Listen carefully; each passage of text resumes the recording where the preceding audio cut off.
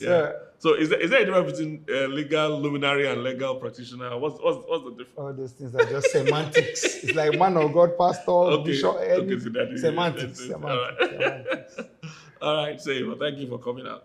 Pleasure, Coming sir. on the show. Thank you, sir. All right, today. So, tell us a bit about the things you do first before we get into your story. Okay, first of all, let me say big God bless you to Pastor K. Like, big God bless you. You know, there are people who just blaze the trail, and so this is not patronizing because you're here. It's the truth. Thank you for, doing this and making sure that others can do it, because when someone does something, it's easier to believe it can be done. And it's something that maybe not a lot of people are saying, but it's something you represent in terms of family life in Nigeria, in Africa, in the world today. And we thank you for that. Thank you. So what do I do? All right, family life. In terms of calling and passion, family life, counseling, teaching, holding conferences, which enables the teaching arm, responding to questions, run some classes and all of that, just to make sure that from the single to the married, there's a package that supports, the system. Then professionally, I'm a lawyer, like you said, something I do with such joy because I think it helps me with a lot of perspective to life itself and even the family life practice. Then, of course, the foundation of all of this is that I'm a believer with a family that I love, one wife, and like I've been saying lately, one female wife. Because, nowadays, you have to be specific. Exactly. So I say that my wife is a woman by creation, not operation. Yeah. So one female wife and 3 lovely children. Yeah. So basically, that's the life I have. That's the life I do. Yeah, it's amazing, and you're one of the few juggling these things so well. Yes, professionally, you're a lawyer dealing with a lot of high-profile cases and all that, and somehow you manage to find time to, because I know how difficult and demanding anything that has to do with family life. Marriage counseling is all the most incredible jobs. You can sit down 4 hours, you've never even scratched the surface of the situation. Exactly. You can sit down 8 hours. That's why even pays when people are reluctant to pay or whatever, a counselor or whatever. They just think this is a joke. They don't realize that you can stay 8 hours. They think it's just advice. Yes. But that's time. That's time. 8 hours, you see. And a lot of people that really treat us better are people that live abroad that work per hour. So they appreciate it more. Exactly. Africans generally have a hard time on. They think it's just this 2 minutes or 10 minutes talk they are paying me for. Exactly. But they don't realize that in developed countries where they know that people work per hour, they know what it means if I sit down for 4 hours. They have an idea. In fact, that's so real because even when you approach it from ministry perspective and don't charge, you realize that some of these guys from out there, when they're done counseling, they request account number. They always do. Please, they I always want to say thank you. I don't know why, but they just have a good idea. Is that perspective? Yes. Is that thought that I'm just taking 2 hours of your time? Exactly. They always do, like you said. They always want to, even for my organization that runs professionally, because I have a large team of people that do work with us. Even when they are charged, they still request account number to be a blessing, to support. They have a good perspective. Yeah, because the system also, especially like in America, regards tip. Because the organization may get paid or the system may get paid, but there's that extra layer of appreciation because they know you actually chose to do this. Yes. And like you would have noticed, there's no counseling that doesn't bring the counselor to a place where the counselor becomes personally invested to want your good. Yes. So that even crosses the line of time. Yes. Because this person is now giving their life and exactly. So that's part of what they're appreciating.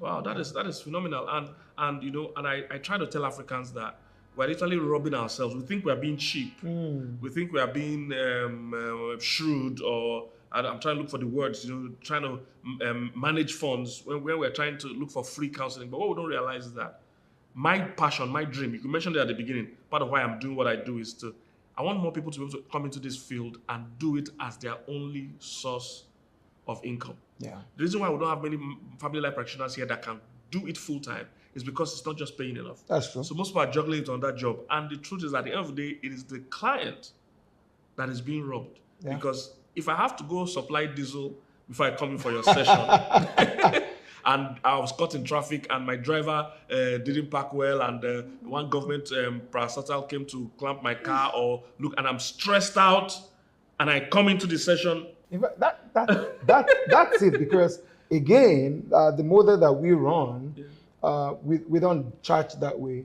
But the truth is, because I cannot give you that time, Yes. I have trusted people who take this as full practice, yes. that I refer to. Yes. Because it comes to certain points where I cannot deliver on what you want. Yes. Because you see, people come all the time, we run corporate classes, people come all the time wanting what they call one-on-one.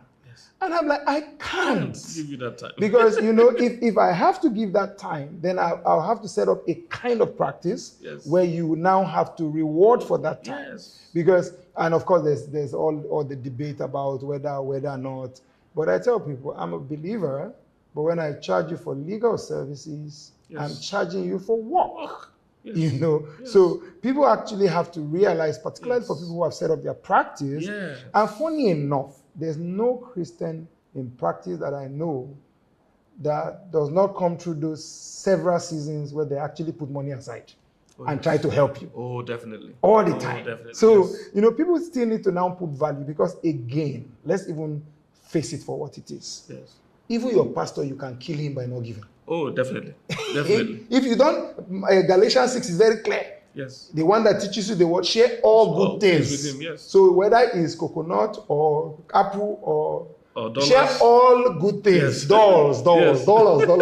You can kill your pastor. Yes. It's so straightforward. You can kill him.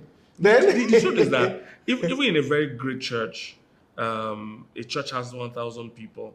Even that pastor is not going to have time to go through all the details of a proper counseling. He cannot. Except he's not going to be effective in teaching and preaching and other duties of a pastor. So even if he tries to be effective, he can't. And some are not even trained for counseling. Exactly. So he can pastor effectively in other areas for counseling. Oh no. It requires the amount of training we constantly do. Our job is a bit like the medical field. You have to continue reading, continue hearing statistics, learning things. So we are constantly learning. And I have someone like me, for instance, I have a large team of people. A lot of them are married with children. Some of them, this is what they do full time. Wow. So how on earth are we going to be, doing it for free? How this will pay their own bills? And the amazing thing is that most people that want free counseling, they have an event planner. They can pay for wedding planning. They can pay for marriage planning. Exactly. It's just a problem with our priority as Africans largely. In fact, coincidentally, today, somebody reached out for our classes and got the condition. There are terms and conditions. Yes. There are 6 books you must get. Yes. And I mean, in very unkind words, this person, I don't even know if it's male or female, replied our message by saying, why must he or she get all the books? Yeah. So nicely, I was the one replying. I'm like, well, that's the condition. And it's the minimum. Yes. Like if you're not ready to do this, because part of what I had to reply is, don't you think your life is worth? That's part of our way to. You must show that you are willing to invest in this process. A long process, long tedious process. Of course. I'm not going to start investing until I know you are willing. In fact, most times what we do when people even pay and start, there are many other times we do free sessions. But we have seen that, at least you have shown that you are willing to invest. Yes, we are good. Because we are not going to start, because a lot of people drag us into a process and you find out they are not. They're not as committed as you. You're wasting my time. Yes, you're wasting my precious time. I could have been counseling other people that need me. But you drag me into this and you are telling the kind of things I see in counseling. In fact, one of the ways I trap people is assignments. Yes, you must. So people come back later with further questions. And my simple question is, I remember I gave you so and so assignment. Did you do it? Yes. It's amazing the percentage who do not. Yes. And that's sad. You don't want to waste your time. So, I take your life more serious than you take your life. Yes. No, I'm not going to. And I can't even afford it. That's the truth. I can't even afford it. Where's the time? I have to, we have so many other things pulling for that same attention that you want me to give you. You must show me that you are willing to also commit to this to the point of giving something for it. And I know that yes, we're ready. So talking about it, if the council has to go supply diesel, go run, do Uber, go do many other things, he's not even in the state of mind to give you good counsel. So at the end of the day, you are the one being robbed. True. It's like you lying down on a surgery table about to go through a major heart surgery or brain surgery, and they're waiting for the doctor. He's not around. So what's happening? Say he went to supply diesel. He's coming, and he runs in, smell of diesel, it stains on his shirt. So what happened? Say he went to supply diesel. There was a delay. He's coming, and let him just wash his hand and start the surgery. You're gonna be wondering, is this guy gonna be thinking of me or thinking of the diesel he went to supply or the gas? You know. So we need my passion, my dream, is that this field will be so celebrated, so rewarding, that even a child that is growing up in school can wake up and say, look, what do you want to be in future? And they say, oh, I want to be a marriage coach, or I want to be a marriage counselor. And we all know it will be sustainable enough for him to run his family. You know, there was time that things like Comedy and Co. was for dropouts, was for people who play football, was for people that were useless, you couldn't do any other thing with your life. But today, we see even graduates, professionals sending their kids, go to academy, go and play football. You know, we see people now, if somebody tells you he's a comedian now, an MC now, you're not going to look down at him. If you hear how much it's sustainable, he's going to charge for one, you know that you're not going to look down at him. It's not for fools. Exactly. So that's my dream and passion for this industry. That somebody can actually say, you know what, with all the professions I could have chosen, this is where I feel a calling or a passion to go into, and I'm going to do it as my job. And he goes from beginning, and all the courses and training he's doing from a young child is along this path, you know, as opposed to, you know, the usual, all of us must be engineer, doctor, you know, lawyer, and those 4 things. But there are many other areas people are gifted and called. If I knew I was this gifted and called in this thing, there are a lot of things I wouldn't have wasted my time studying in school. Why am I learning how to label frog and label ear and all these things? Instead, I should have been studying marriages, studying relationships. You know, I would have probably been a professor by now in that field. Yeah, but there was no incentive. That's the point. There was nothing. People gravitate towards where there's incentive. Exactly. There was no incentive. Yes. You know, you couldn't. So imagine you went to Pastor M's family to marry, and they're like, "What do you do?" Yes. I can't sell people. Yes, they don't like that. They're like, okay, like what's the work?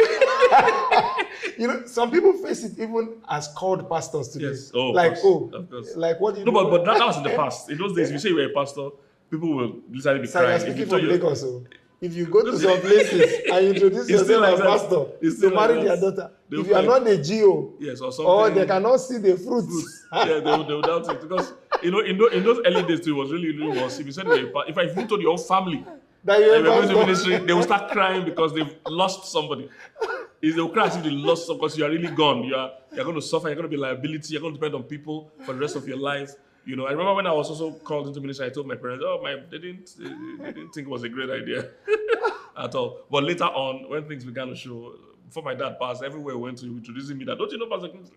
You know, he's not that introducing you proudly. Wow. You know? So like you said, the fruits have to be there. But today, at least most people, if you say you're called now, at least people have an idea that there are so many positive and successful examples that there will be some hope that if he does it well, he will strive in it. You know, so I want marriage counseling, marriage coaching to be like that, especially in Nigeria and Africa. That's my passion. In developed countries, they already understand that there are big names.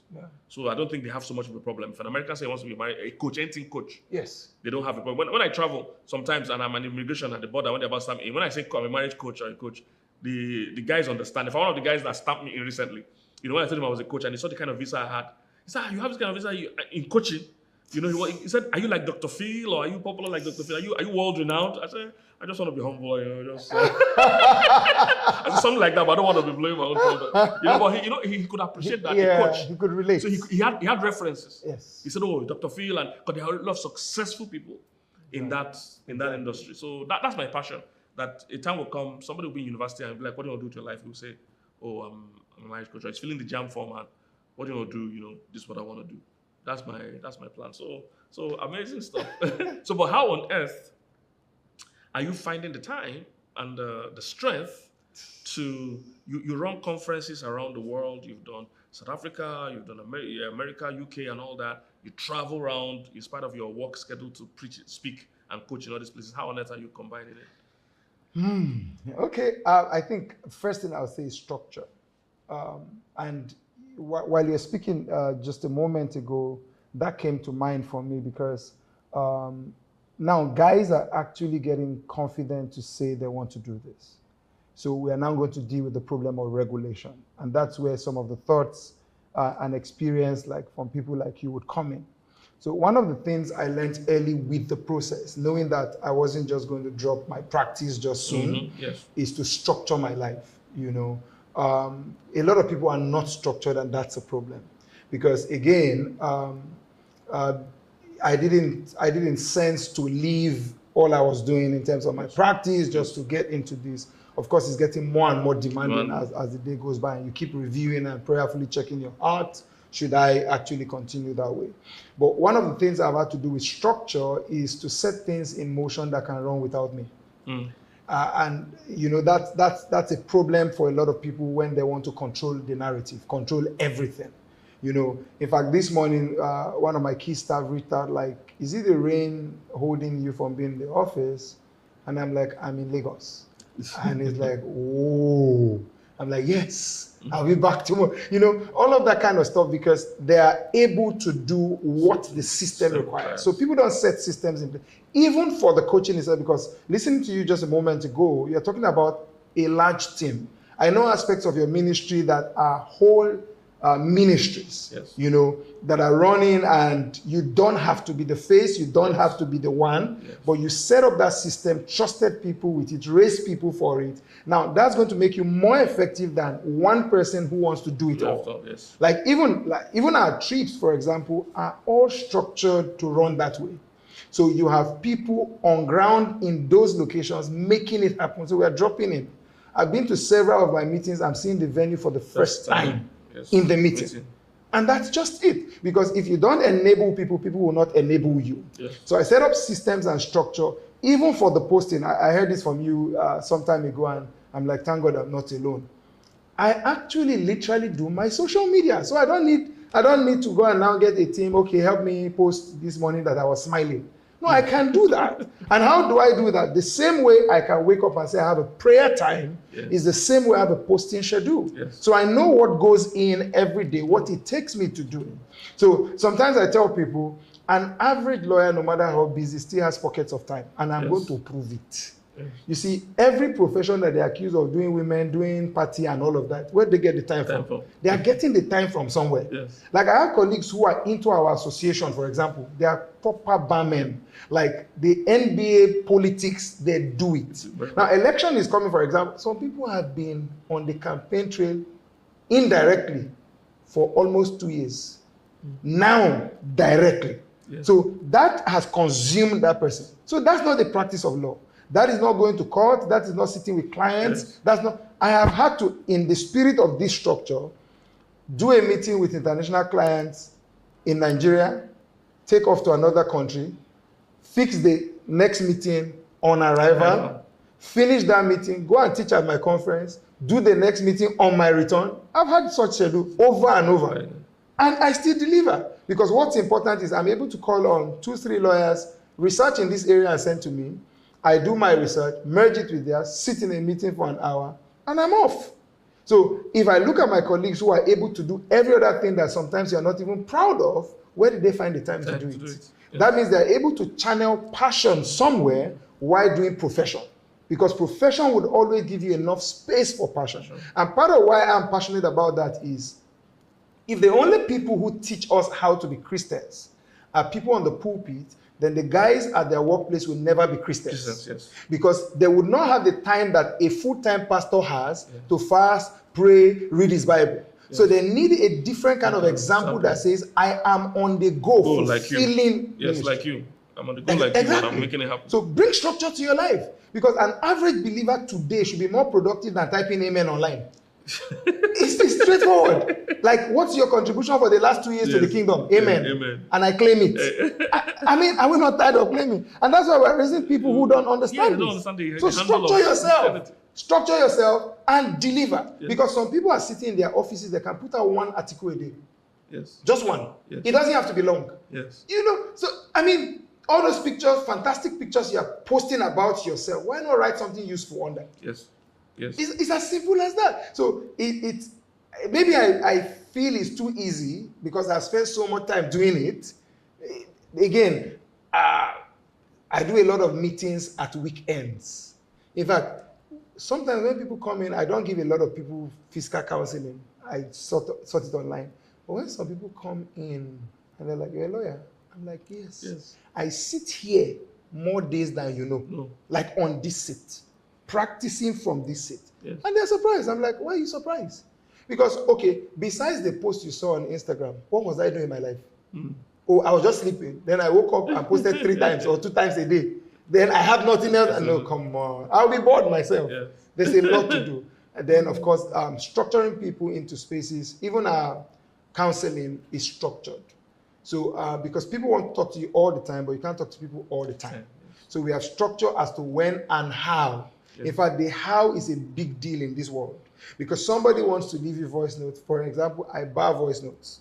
Because when you let people do voice notes to busy people like myself, you are just going to come and see 17 voice notes, none less than like 7 minutes, 10 minutes. I can't. That's 1 hour. Exactly. So I can't give you that time. If you really want to speak, then I'll give you a call appointment.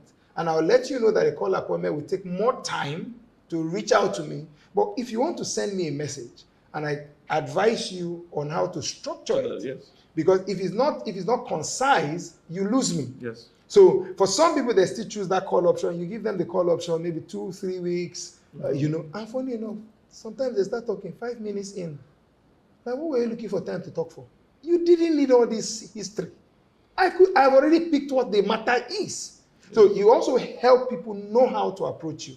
Otherwise, your life is just going to be chaotic. You are going to take 1 call, 7 hours. You are not going to do that to me. Yes. Because there must be structure so that I can reach more people while doing the things I do. So structure. Amazing. People people are being robbed when they want those free things, those be available all the time. If they can work with the structure the person has, you'll find that it's generally more effective. Yes, sir.